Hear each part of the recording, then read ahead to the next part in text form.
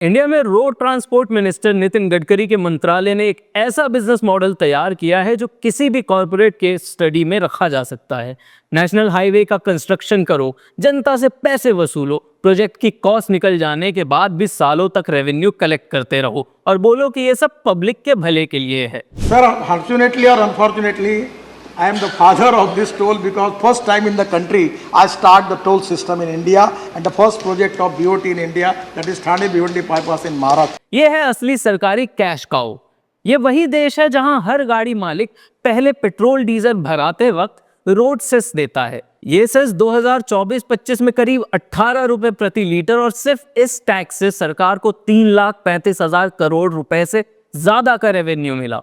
ये पैसा जाता है central road and infrastructure fund में, जिसका पर्पस साफ है, नेशनल हाईवे और रोड का कंस्ट्रक्शन और मेंटेनेंस। लेकिन जब आप उसी रोड पर जाते हैं तो बीच में गडकरी जी का टोल प्लाजा मिलेगा और वहां फिर से हाथ फैलाकर कहा जाएगा यूजर फी के नाम पर दोबारा पेमेंट करो। और ये कोई गलती नहीं है, ये पूरा सिस्टम डिजाइन करके बनाया गया है। संसद में खुद नितिन गडकरी ने कहा कॉस्ट रिकवरी के बाद टोल बंद करने का कोई प्रोविजन नहीं है, टोल हमेशा लिया जाएगा। यानी अगर तमिलनाडु का NH38 419 करोड़ में बना है और अब तक 1202 करोड़ का रेवेन्यू कलेक्ट हो चुका है, या चेन्नई का बाईपास 446 करोड़ में बना और 1341 करोड़ रेवेन्यू जनरेट कर चुका है, तब भी टोल बंद नहीं होगा। क्यों? क्योंकि गडकरी का मंत्रालय इन फुली रिकवर्ड हाईवेज को प्राइवेट इन्वेस्टर्स और कॉन्ट्रैक्टर्स को 20 से 30 सालों के लिए लीज पर दे देता है, टोल ऑपरेट ट्रांसफर मॉडल के तहत, ताकि रेवेन्यू कलेक्शन चलता रहे और इन्वेस्टर्स का प्रॉफिट लगातार बढ़ता रहे। तमिलनाडु सरकार ने 32 टोल प्लाजा बंद करने की मांग की थी क्योंकि कंस्ट्रक्शन कॉस्ट पूरी निकल चुकी थी, लेकिन मोदी सरकार ने मना कर दिया। पहले रूल था कि कॉस्ट रिकवरी के बाद टोल 40% कर दिया जाएगा, वो भी हटा दिया गया। अब फुल रेट देना पड़ेगा, चाहे प्रोजेक्ट का खर्चा सालों पहले निकल चुका हो। और पब्लिक को क्या मिला? प्रॉमिसेस कि फास्टैग लगेगा तो क्यूज खत्म होंगी, टाइम बचेगा। लेकिन ग्राउंड रियलिटी ये है कि पीक आवर्स में वही लंबी लाइनें, वही वेटिंग टाइम, वही पुरानी प्रॉब्लम। रूल में लिखा है कि अगर 10 सेकंड से ज्यादा वेट या 100 मीटर से लंबी लाइन हो तो गाड़ी को फ्री पास दिया जाए, लेकिन ये सिर्फ कागज पर है, टोल प्लाजा पर नहीं। इस बीच टोल रेट्स इन्फ्लेशन से भी तेज बढ़ रहे हैं। 2025 में टोल टैक्स कलेक्शन 72,931 करोड़ तक पहुंच चुका है और 2030 तक इसे 1,30,000 करोड़ करने का टारगेट है। यह अमाउंट GDP का 0.3% है, जो सेंट्रल एजुकेशन बजट का आधा और हेल्थ बजट का 70% है। मतलब गडकरी के हाईवे मॉडल का असली फॉर्मूला साफ है, पब्लिक का पैसा, पब्लिक का टैक्स, पब्लिक का टोल और प्रॉफिट प्राइवेट इन्वेस्टर्स और कॉन्ट्रैक्टर्स के पास। यही है मोदी सरकार की टोल पॉलिसी का असली चेहरा। और इस वीडियो में हम जानेंगे इस मुद्दे के पीछे का सीन क्या है। अब सवाल यह है कि जब हर लीटर पेट्रोल और डीजल पर पहले से रोड सेस लिया जा रहा है तो फिर टोल क्यों? खुद ministry of road transport and highways ने माना है कि नेशनल हाईवेज के लिए रेवेन्यू 2 सोर्सेस से आता है, फ्यूल पर रोड सेस और टोल चार्जेस से। मतलब एक ही प्रोजेक्ट के लिए पब्लिक से 2 बार पेमेंट लिया जा रहा है। अगर CRIF में हर साल लाखों करोड़ जमा हो रहे हैं तो मेंटेनेंस और नए कंस्ट्रक्शन के लिए फंड की कोई कमी होनी नहीं चाहिए। We don't have any fund problem, sir. It is on the track to the record. Honorable Minister, this is a big problem that you don't have a fund problem. Sir, we don't have any fund problem. We manage national highway in such a way that we have got the highest reputation in the capital. फिर भी toll को जारी रखना ये साफ दिखाता है कि फोकस पब्लिक सर्विस से ज्यादा रेवेन्यू जनरेशन पर है। दिल्ली जयपुर हाईवे यानी NH48 पर सरकार ने अब तक 11,945 करोड़ 80 लाख रुपए का टोल वसूला है, जबकि सड़क निर्माण पर सिर्फ 8,919 करोड़ 45 लाख का ही खर्च आया था। ट्रांसपोर्ट यूनियन का गुस्सा भी यही कहता है। उनका कहना है कि हर किलोमीटर का कॉस्ट हमें देना पड़ता है, फ्यूल, टैक्स, परमिट और ऊपर से टोल। उनके हिसाब से टोल का खर्च अब ट्रक और बस ऑपरेशंस की टोटल कॉस्ट का 10 से 15% खा जाता है और ये बर्डन आखिरकार पब्लिक को महंगाई के रूप में झेलना पड़ता है।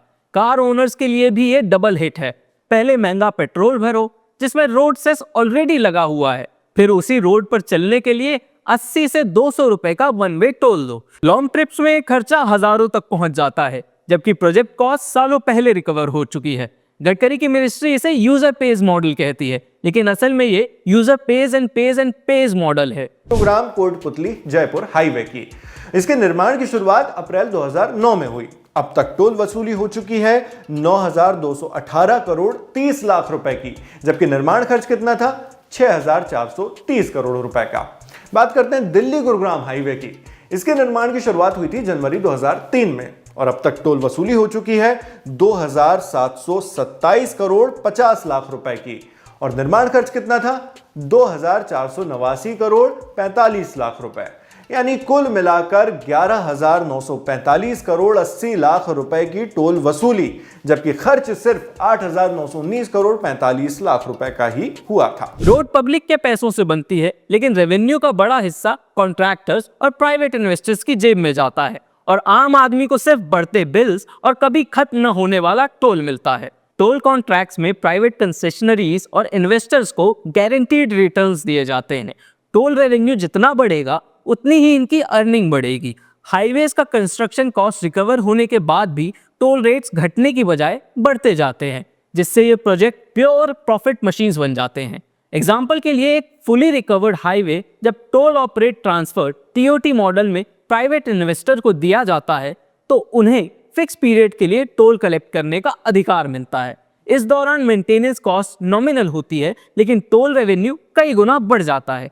यह high margin business model investors के लिए जैकपॉट और पब्लिक के लिए परमानेंट खर्च बन जाता है। हर साल टोल रेट्स में इंक्रीज का मतलब है कि ट्रांसपोर्ट कॉस्ट बढ़ेगी और ट्रांसपोर्ट कॉस्ट बढ़ने का मतलब है कि हर प्रोडक्ट, हर सर्विस की कीमत बढ़ेगी। भारत के टोल सिस्टम में सबसे बड़ा खेल कॉन्ट्रैक्ट एक्सटेंशंस का है।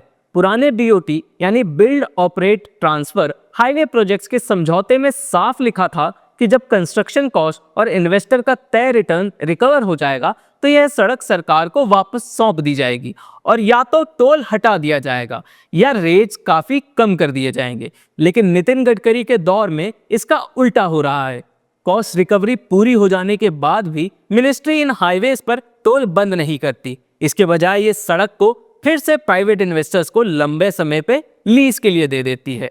इसका मतलब यह है कि जिस सड़क पर जनता ने सालों तक टोल दिया, अब वह एक नए इन्वेस्टर को दे दी जाएगी जो अगले 20 से 30 सालों तक उसी सड़क से रेवेन्यू कलेक्ट करता रहेगा। यह साफ दिखाता है कि पॉलिसी का झुकाव इन्वेस्टर्स और कॉन्ट्रैक्टर्स की कमाई सुरक्षित रखने की ओर है, भले ही पब्लिक को अतिरिक्त बोझ झेलना पड़े। इस मॉडल में अक्सर वही बड़े कॉन्ट्रैक्टर्स और कंपनियां जीतती हैं जिनका पॉलिटिकल नेटवर्क मजबूत होता है। टोल राइट्स मिलने के बाद उन्हें अश्योर्ड रेवेन्यू मिलता है और पब्लिक के पास कोई विकल्प नहीं बचता है। अगर सड़क पर चलना है तो टोल देना ही पड़ेगा। फास्टैग को लॉन्च करते समय इसे गडकरी का मास्टर स्ट्रोक कहा गया था। उस समय दावा किया गया था कि ये क्यूज खत्म कर देगा, प्रोसेसिंग टाइम कुछ ही सेकंड का होगा और फ्यूल वेस्टेज रुक जाएगी। मिनिस्ट्री के आंकड़े बताते हैं कि 2014 में एवरेज वेट टाइम 734 सेकंड्स यानी लगभग 12 मिनट था, जो 2023 में घटकर 47 सेकंड रह गया। रेवेन्यू कलेक्शन भी स्ट्रीमलाइंड हो गया और फाइनेंशियल ईयर 2025 तक 341 करोड़ ट्रांजैक्शंस फास्टैग से हुई। लेकिन ग्राउंड रियलिटी उतनी स्मूथ नहीं है। पीक आवर्स, फेस्टिवल और हॉलीडे वीकेंड्स पर टोल प्लाजा पर फिर भी लंबी क्यूज लगती हैं, जो कई बार 1 किलोमीटर से भी ज्यादा लंबी हो जाती हैं। स्कैनर एरर्स, लो बैलेंस के मामले और मैनुअल चेकिंग की वजह से लाइनें वहीं अटक जाती हैं। सबसे बड़ा मुद्दा रूल के पालन का है। NHAI के नियम के अनुसार अगर 10 सेकंड से ज्यादा वेट या 100 मीटर से लंबी लाइन हो तो व्हीकल को टोल फ्री पास करना होगा, लेकिन पब्लिक को इस अधिकार के बारे में जानकारी नहीं है और टोल ऑपरेटर्स इसे लागू ही नहीं करते हैं। ऑपरेटर्स के ऊपर रेवेन्यू टारगेट्स का दबाव होता है, इसलिए वो फ्री पास देने से बचते हैं। फेस्टिवल्स के समय प्लाजा पर एक्स्ट्रा लेन्स खोली जाती हैं जिनमें स्कैनर्स नहीं होते हैं। उन लेन्स से गुजरने वाले वाहनों की तस्वीर खींची जाती हैं और बाद में फास्टैग से अमाउंट डिडक्ट कर लिया जाता है। कई बार ये डिडक्शंस गलत भी होते हैं और रिफंड प्रोसेस लंबा और परेशान करने वाला होता है। इसका नतीजा ये है कि फास्टैग ने कैश हैंडलिंग को कम किया है, लेकिन जैम्स खत्म नहीं हुए हैं। टेक्नोलॉजी बदल गई है, लेकिन पब्लिक का एक्सपीरियंस पूरी तरह से बेहतर नहीं हुआ है। तस्वीर अब साफ है। कंस्ट्रक्शन का पैसा पब्लिक देती है, मेंटेनेंस का खर्चा पहले से फ्यूल सेस में कलेक्ट किया जाता है, रेवेन्यू का बड़ा हिस्सा इन्वेस्टर्स और कॉन्ट्रैक्टर्स की जेब में जाता है। पब्लिक को हर साल बढ़ते टोल रेट्स और लंबी लाइनें मिलती हैं। यही है मोदी सरकार और नितिन गडकरी की टोल पॉलिसी का असली चेहरा।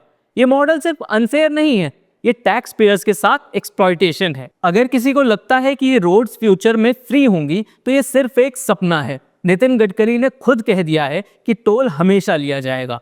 इसका मतलब है कि ओनरशिप पब्लिक की है, यूसेज पब्लिक का है, लेकिन रेवेन्यू और प्रॉफिट का मालिक कोई और है।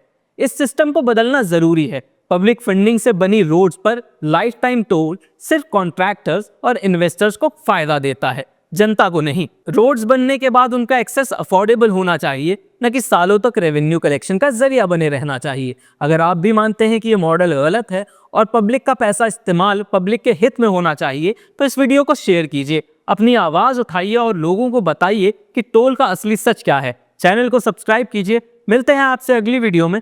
नमस्कार।